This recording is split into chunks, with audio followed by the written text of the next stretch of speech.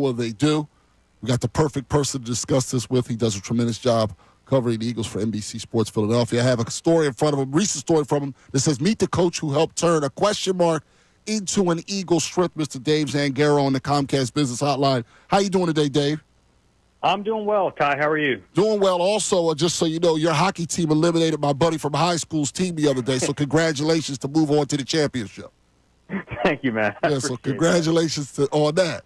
Now, this is a pretty cool story. You're talking about the Eagles linebacker coach, because obviously we've been shocked about how well both Nakobe Dean has played, obviously, and we've been shocked about Bourne because we didn't even know if he could play the position. Instead, he may be all-pro, first-team all-pro, but somebody's coaching him. Tell us a little bit about your story. Yeah, Bobby King is the guy who's their linebackers coach, and if you remember way back in the offseason, there were some other big names that were kind of popping up for that position, and ultimately they landed on Bobby King, who didn't really have any connection to Vic Fangio. The only connection he has on this staff is he was the assistant linebackers coach for a couple years with the Chargers while Nick Sirianni was on that staff. But he came highly recommended to Vic, and he went and hired him, and it's been a really good marriage between him and the linebackers on this team. You remember, we're talking in the spring and summer about, can this defense be average? That was the baseline. And I think one of the big fears was that they didn't have enough good players at linebacker. At that point, we're talking about Devin White, he might be the savior of that position. So to get Zach Ball, a guy who has never really been a full-time starter, to play an all-pro level, and then Nakobe Dean, a guy who had a redshirt year as a rookie and then got hurt in his second year, to have him playing at this high level. Certainly the players deserve the bulk of the credit, but the guy behind the mastery of the position is Bobby King, and he's a name that I'd heard throughout the year pop up. His players are always talking about him, so it was fun to report that story a little bit and find out some cool stuff about him. He's kind of like an old school football guy. He has a bunch of sayings that the players would not tell me for fear of those things being in print, because a little vulgar, they said, but he's kind of like that old school football guy. Good rapport between him and the players, and it's really paid off this year. Last time these two teams met, there was a lot more fire, I felt involved. I felt like it was something okay, the new coming quarterback, let's see what the Eagles could do against this guy. How do you feel about the Eagles going into this game in comparison to that first time they matched up this year? Sure, I think we've learned a lot more about the Eagles since then. And you look at the Commanders, they're a good little team. And Jaden Daniels has played really well. I think he's a little healthier now than he was in Week 11. I think he was dealing with something back then. He just didn't quite look like himself.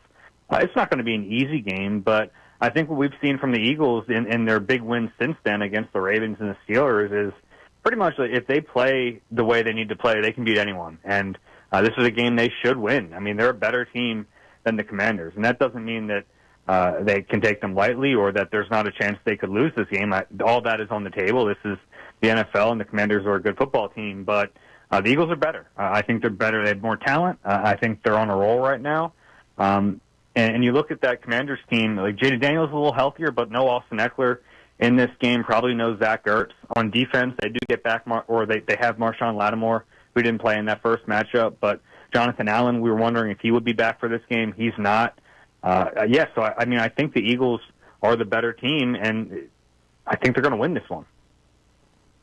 Dave, one of the reasons why the game was so close the first time, because the Eagles actually outgained them by a pretty good amount, yardage-wise, was Jake Elliott struggled. He basically gave them 7 points in that game. How much more confident do you think Jake Elliott is going into this game compared to that last game when he really struggled and made a game that the Eagles kind of were dominating with the stats, but weren't dominating on the scoreboard in large part because of him? Yeah, it's a good question, and the confidence of a kicker is something that's always really tricky to figure out because there's only one guy on the planet who really knows the answer to it. What I can tell you is from being around his teammates and being around his coaches that they all say that he still acts like the same guy. He's as confident as he's ever been. He said that, and I thought last week he had a nice week. He even made the long field goal, and then it didn't count because there was a penalty, and then he came back and made the next one that was a little shorter. So I thought it was a good step in the right direction. It's going to be a cold day down in Landover on Sunday, so not the best kicking conditions, but they're going to need Jake Elliott. And I understand, you have to stick with him. He's been really good for a really long time. I think he's earned some of the benefit of the doubt. But, if this team's going to make a run and they're going to go deep into the playoffs, there's going to be a point where they're going to need to rely on Jake Elliott. So it would be nice over the last few weeks of the regular season to see him nail a long kick and to at least show that confidence in himself to the rest of the world. All right, last time these two teams met, Saquon, 26 carries, 146 yards, a couple touchdowns with 2 catches and 52 yards on top of it. What do you think the offensive attack will look like in this game? Yeah, is that all he did in that one? He had a horrible game. Yeah, by his standard, maybe. He's obviously going to be still the focal point of this offense. Even last week, it wasn't like they abandoned the run. It wasn't working to the level we're used to, and a lot of that was Pittsburgh kind of selling out to stop it. But they still gave him 19 carries, and a lot of that was winding down the clock. But that shows you that they're going to keep feeding him the rock, and I think in this game that makes a lot of sense. But that's why last week was so important.